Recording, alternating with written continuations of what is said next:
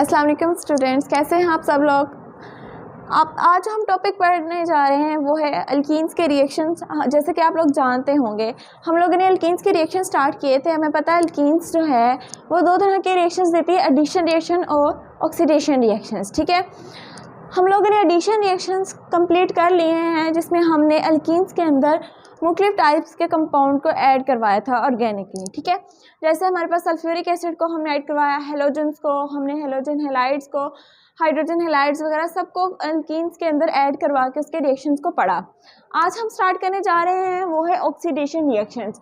Alkenes के oxidation reactions हम लोग आज पढ़ेंगे। ठीक है, दो तरह के रिएक्शंस होते हैं, एडिशन रिएक्शन और ऑक्सीडेशन रिएक्शन। एडिशन हम लोगों ने पढ़ लिए हैं, आज हम पढ़ेंगे ऑक्सीडेशन रिएक्शंस। अब ऑक्सीडेशन क्या होता है? ऑक्सीडेशन रिएक्शन से पहले ऑक्सीडेशन होता है एडिशन ऑफ ऑक्सीजन।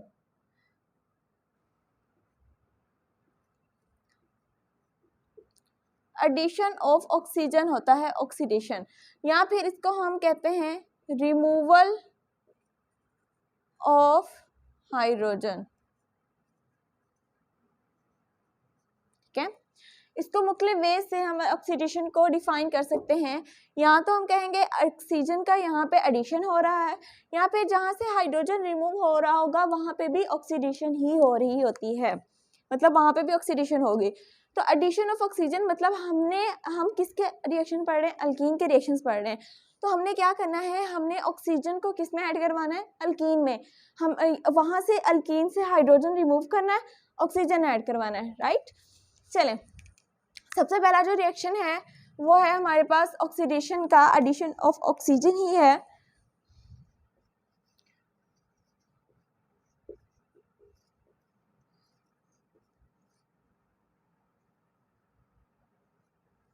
ठीक है, फर्स्ट रिएक्शन हमारे पास है एडिशन ऑफ ऑक्सीजन।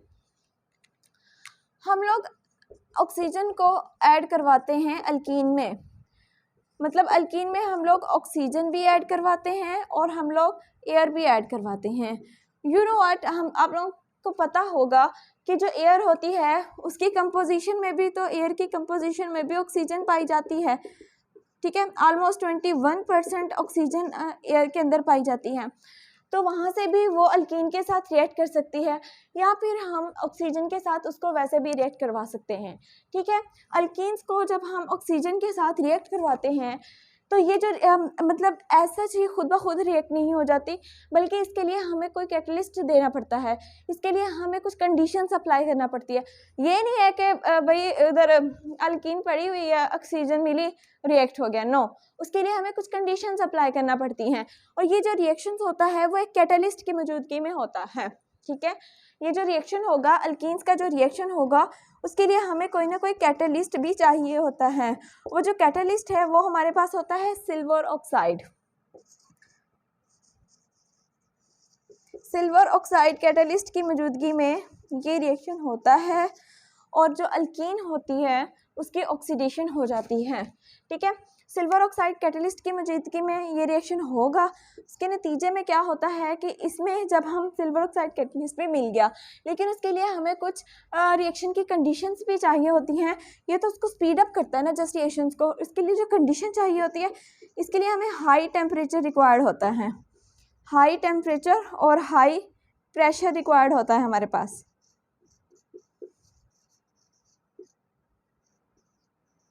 ठीक है, ये रिएक्शन करवाने के लिए हमारे पास हाई टेम्परेचर एंड प्रेशर हमें रिक्वायर्ड होता है, जिसके नतीजे में क्या होता है कि जैसे ही इसको हाई टेम्परेचर और प्रेशर प्रोवाइड किया जाता है, अल्कीन को ऑक्सीजन रिएक्ट करती है, तो हमारे पास जो कंपाउंड बनता है वो हमारे पास होता है इपॉक्साइड।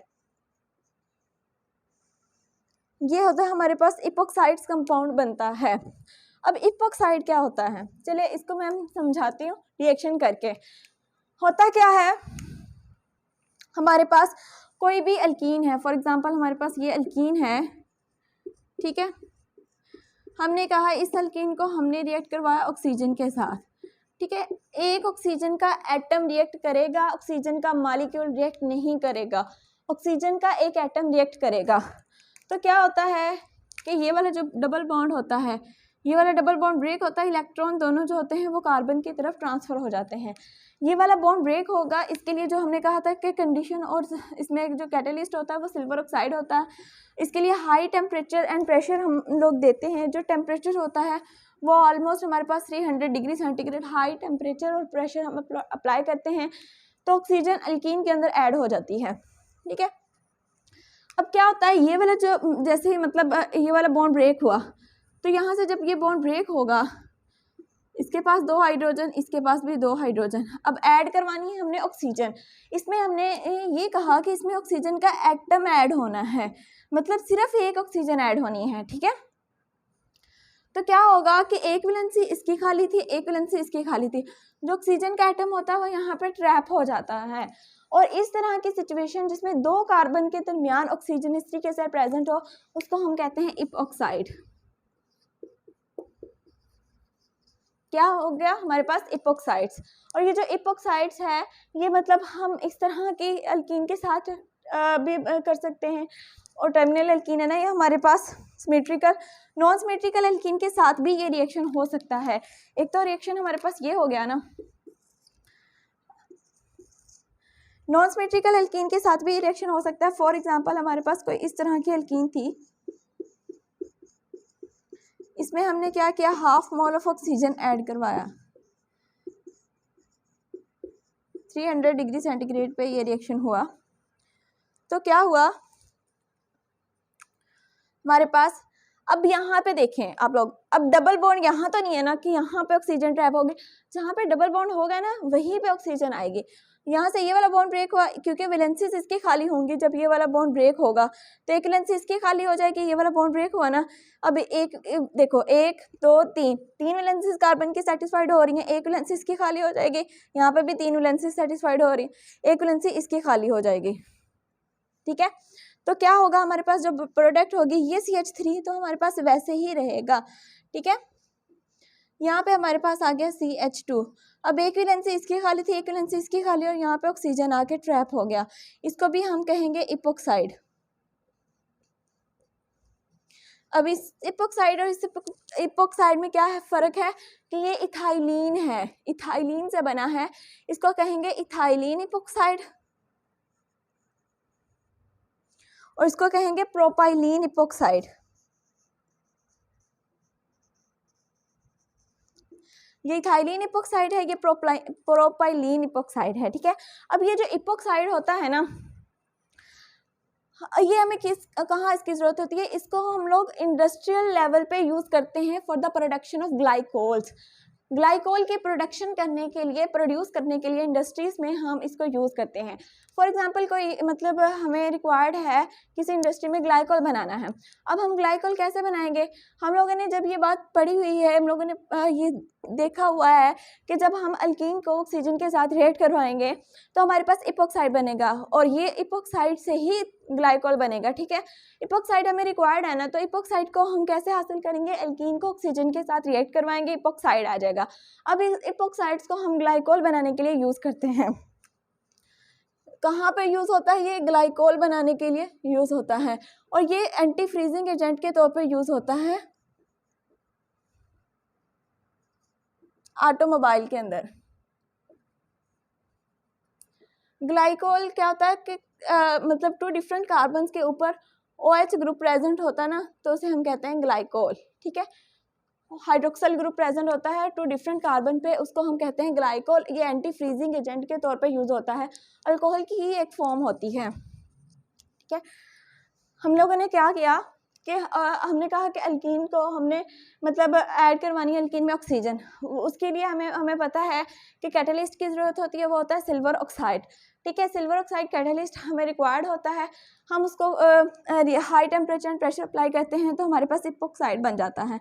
और ये जो इपॉक्साइड होता है वो कहाँ पे यूज़ होता है, epoxide for the production of glycol की प्रोडक्शन इंडस्ट्रियल लेवल पर प्रोड्यूस करवाने के लिए हम इसको यूज़ करते हैं। सेकेंड, हम एक और रिएक्शन पढ़ लेते हैं यहाँ पे, वो भी ऑक्सीडेशन रिएक्शन ही है, छोटा सा रिएक्शन है, वो हम लोगों ने ऑलरेडी पढ़ा हुआ है, कंबस्टन।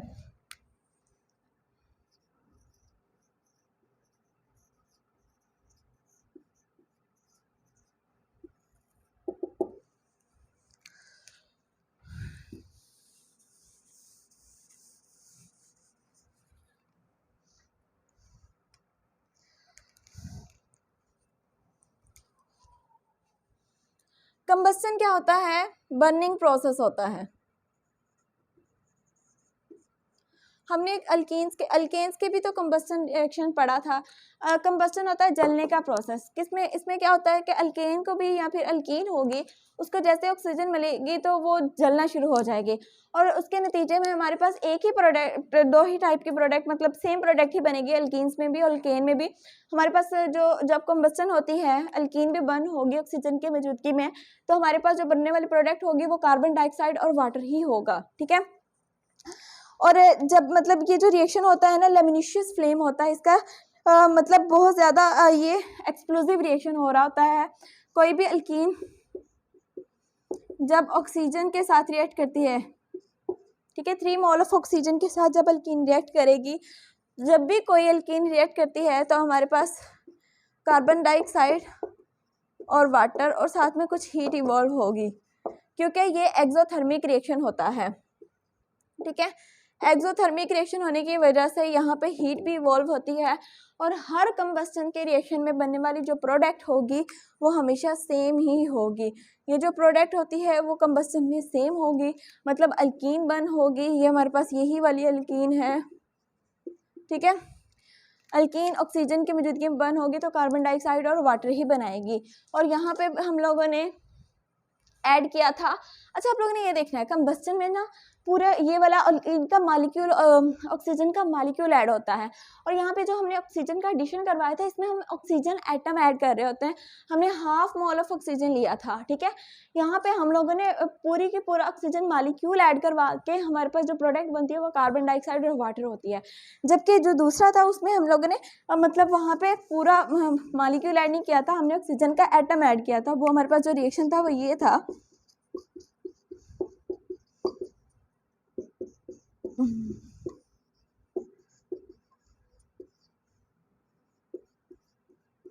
ठीक है। जो हमारे पास जो वो ये वाला रिएक्शन हुआ था हमारे पास, तो इपॉक्साइड बना था। यहाँ पे एक एटम ऐड हुआ था ऑक्सीजन का और यहाँ पे होल मॉलिक्यूल ऐड किया हमने ऑक्सीजन का।